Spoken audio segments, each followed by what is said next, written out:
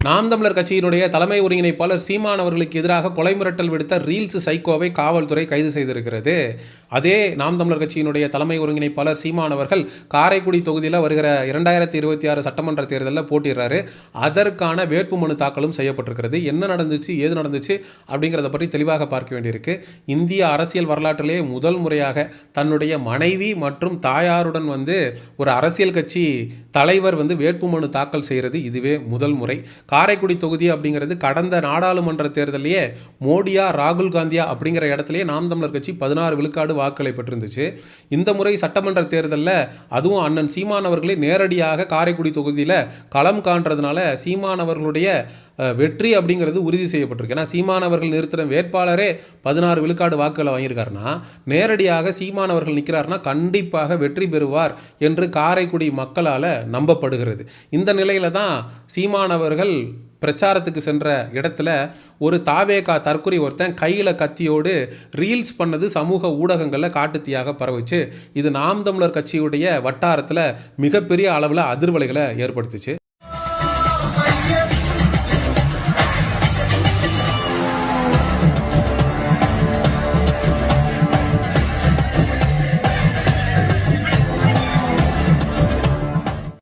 காவல்துறைக்கு மிகப்பெரிய அளவில் நெருக்கடி ஏற்பட்ட நிலையில் அண்ணன் சீமான் அவர்களை பார்த்து ஆயுதத்தை கையில் வைத்து ரீல்ஸ் பண்ண சைக்கோவை காவல்துறை அப்படிங்கிறது கைது செய்திருக்கு.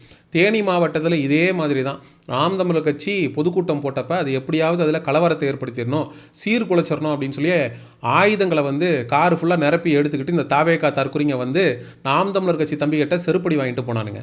ஒவ்வொரு முறையும் நாம் தமிழர் கட்சிக்காரன்ட்ட செருப்படி வாங்குறதே இந்த தாவேகா தற்குறிகளுக்கு வேலையாக போயிடுச்சு. அதே போல் சீமான் அவர்கள் பிரச்சாரத்துக்கு சென்ற இடத்துல அதை எப்படியாவது சீர்குலைக்கணும் அப்படின்னு சொல்லி இந்த தற்குறிங்க இறங்கி பல வேலைகளை பார்க்க ஆரம்பிச்சிருக்கானுங்க.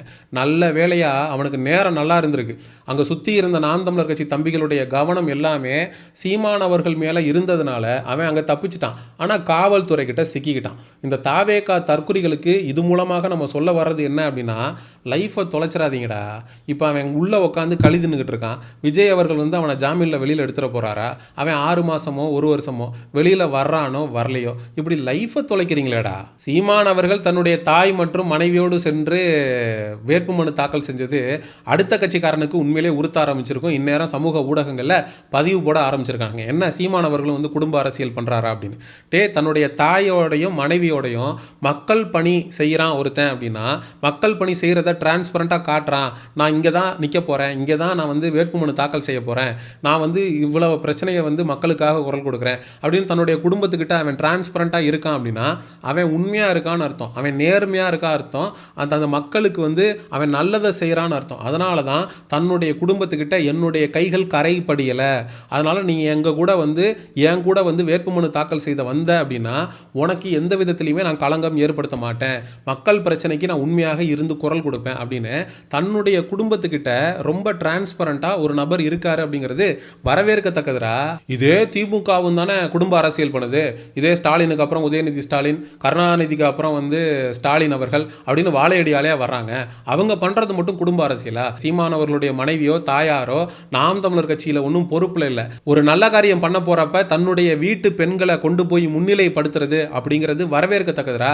இது வரைக்கும் நடந்த இந்திய அரசியல் வரலாற்றிலேயே ஏதாவது ஒரு கட்சி பெண்களுக்கு 50 விழுக்காடு சீட்டு ஒதுக்கி பார்த்துருக்கீங்களா? நாம் தமிழர் கட்சின்றது 8.2% வாக்குகளை வாங்கி அங்கீகரிக்கப்பட்ட கட்சியாக மாறிடுச்சு. அங்கீகரிக்கப்பட்டதுக்கு அப்புறமும் கூட 234 தொகுதியில் 117 தொகுதிகளை பெண்களுக்கு ஒதுக்கியிருக்கு நாம் தமிழர் கட்சி. இதே தமிழக வெற்றி கழகம் பார்த்தீங்கன்னா வெறும் 17 தொகுதிகளை தான் பெண்களுக்கு ஒதுக்கியிருக்கானுங்க, 10% கூட கிடையாது. அப்போது புதுசாக வர்ற கட்சி தாவேகாவிலிருந்து பழந்தின்னு கொட்ட போட்ட திமுக வரைக்கும் பெண்களை முன்னிலைப்படுத்தி அரசியல் செய்கிறதே இல்லை. ஆனால் அண்ணன் சீமான் அவர்கள் அதுக்கு விதிவிலக்காக தன்னுடைய கட்சியில் பாதி சீட்டு பெண்களுக்கு கொடுத்துட்ருக்காரு. 40 நாடாளுமன்றம்னா அதில் 20 பெண்களுக்கு. அதே சட்டமன்ற தேர்தல் அப்படின்னு வரும்போது 117 பெண்களுக்கு கொடுத்துருக்காரு.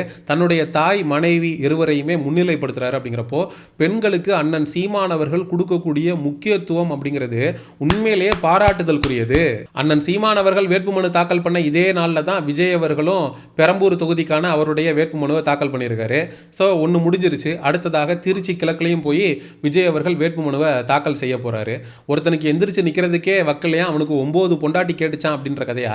எவன் ஒருத்தன் 2 தொகுதியில் நிற்பான் அப்படின்னா நம்மளால் ஒரு தொகுதியில் கன்ஃபார்மாக வெற்றி பெற முடியாதுன்னு நினைக்கிறவன் தான் இன்னொரு தொகுதியில் நிற்பான். அப்போ விஜய் அவர்களுக்கு பச்சையாக தெரியுது பயந்துட்டாரு அப்படின்னு. அப்போ உன்னால் 2 வருஷம் ஆச்சு அரசியல் கட்சி ஆரம்பிச்சு, உன்னால் ஒரு தோல்வியை கூட தாங்கிக்க முடியாது அப்படின்றதுக்காக நீ 2 தொகுதியில் போய் நிற்கிற அப்படின்னா, கடந்த 15 ஆண்டு காலமாக இந்த 2 திராவிட கட்சிகளையும் எதிர்த்து தனியே நின்று களம் கண்டுகிட்டு இருக்கக்கூடிய அண்ணன் சீமான் அவர்களுடைய மன வலிமை அப்படிங்கிறது போற்றுதலுக்குரியது. ஒருத்தர் 2 வருஷம் ஆச்சு, நான் வந்து நேரடியாக முதலமைச்சர் சீட்டில் தான் போய் உட்காருவேன், நான் எம்எல்ஏ எலெக்ஷனில் கூட ஒரு தொகுதியில் நிற்க மாட்டேன், 1ல் நின்று நான் தோத்துட்டேன் என்ன பண்ணுறது, நான் 2ல் நிற்கிறேன் அப்படின்னு ஒருத்தன் யோசிக்கிறான். அப்படிங்கிறப்போ ஒரே தொகுதியில், அதுவும் காரைக்குடி தொகுதியில் நான் நிற்பேன் ஜெயிப்பேன், அப்படி ஜெயிக்கலைன்னா கூட நான் அடுத்த முறை பார்த்துக்குவேன் அப்படின்னு யோசிக்கக்கூடிய தலைமை பண்பு அண்ணன் சீமான் அவர்கள்ட்ட இருக்குது. அது உண்மையிலேயே பாராட்டுதலுக்குரியது. நம்ம இந்த காணொளி வாயிலாக சொல்லணும்னு நினைக்கிறது என்ன அப்படின்னா, சீமான் அவர்கள் பிரச்சாரத்துக்கு போகிறாரு. அப்படி பிரச்சாரத்துக்கு போகிற இடத்துல ஒருத்தன் கையில் கத்தியோட ரீல்ஸ் பண்ணுறான் அப்படின்னா அவனுக்கு அந்த தைரியம் எங்கேருந்து வருது? இன்னைக்கு கையில் கத்தியோட ரீல்ஸ் பண்ணுறவன் நாளைக்கு கத்தியை எடுத்து அண்ணன் சீமான் அவர்கள் மீது வீச மாட்டான் அப்படின்றதுக்கு என்ன உத்தரவாதம்? இது முதல் முறை இல்லை, பல முறை இதை தாவேகா தற்குறிகள் நாம் தமிழர் கட்சிக்காரன் கூட்டம் போடுற இடத்துலலாம் போய் கலவரத்தை தூண்டணும் அப்படின்னு இறங்கி வேலை பார்த்துக்கிட்டு இருக்கானுங்க. சட்டமன்ற தேர்தல் நெருங்கி கொண்டு இருக்கக்கூடிய இந்த வேளையில் காவல்துறை அதிகாரிகள் அண்ணன் சீமான் அவர்களுக்கு போதுமான பாதுகாப்பை அளிக்கணும். அண்ணன் சீமான் அவர்கள் பேசி கொண்டு இருக்கக்கூடிய வேளையில் எல்லாருடைய கவனமும் அண்ணன் சீமான் அவர்கள் மேலே இருக்குது. இவன் ஒருத்தன் கத்தியை வச்சுட்டு நிற்கிறான், இதை யாருமே கவனிக்கல. ஏன்னா எல்லாருமே சீமான் அவர்கள் என்ன பேசுகிறாரு, என்ன பரப்புரை செய்கிறாருன்றதுலே கேட்கறதுக்கு ஆர்வமாக அண்ணன் சீமான் அவர்களை பார்த்துட்டு நிற்கிறாங்க. சுற்றி என்ன நடக்குது அப்படிங்கிறத கவனிக்க தவறிட்டாங்க.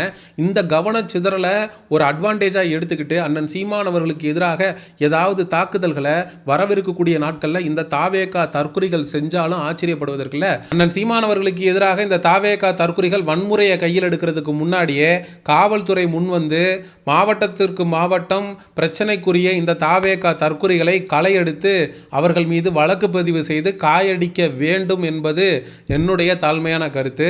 நாம் தமிழர் கட்சி தம்பிகள் சீமானவர்கள் எங்கெங்கெல்லாம் பரப்புரைக்கு போகிறாரோ அங்கெல்லாம் பக்க பலமாக அண்ணன் சீமானவர்களுக்கு பாதுகாப்பாக இருக்க வேண்டும் அப்படிங்கிறதும் நான் இந்த இடத்துல வலியுறுத்திக்கிறேன். நாம் தமிழர் கட்சி தம்பிகள் இந்த காணொலியை தாவேகா தற்குறிகளுடைய கண்ணில் படும் வரை பகிருங்க. ஒரு கொள்கை தலைவன் தைரியமாக ஒரே தகுதியில் போட்டியிடுவான். எந்த அளவுக்கு பயமோ மக்கள் மீது நம்பிக்கையும் இல்லாதவன் தான் 2 தொகுதியில் போட்டியிட்டு 2ல் 1 ஜெயிச்சா போதும் அப்படின்னு யோசிப்பான். அந்த இடத்துல அண்ணன் சீமானவர்கள் எங்கேயோ உயர்ந்து நிற்கிறார், விஜய் அவர்கள் இன்னும் கீழே இருந்து எந்திரிக்க கூட இல்லை அப்படிங்கிறது தான் உண்மையான நிதர்சனம். அண்ணன் சீமானவர்கள் வருகிற 2026 சட்டமன்ற தேர்தலில் காரைக்குடி தொகுதியில் வெற்றி பெற்று சட்டப்பேரவைக்குள்ள நுழைய போவது உறுதி. விஜய் அவர்கள் போட்டியிடக்கூடிய 2 தொகுதியிலையுமே மண்ணக்கவி 2 தொகுதியும் விஜய் அவர்களுக்கு நக்கிட்டு போகிறது உறுதி அப்படிங்கிறது தான் என்னுடைய தாழ்மையான கருத்து. நாம் தமிழர் கட்சி தம்பிகள் இந்த காணொலியை பற்றி என்ன நினைக்கிறீங்க அப்படிங்கிற உங்களுடைய கருத்துக்களை மறக்காம கமெண்ட் செக்ஷனில் சொல்லுங்க.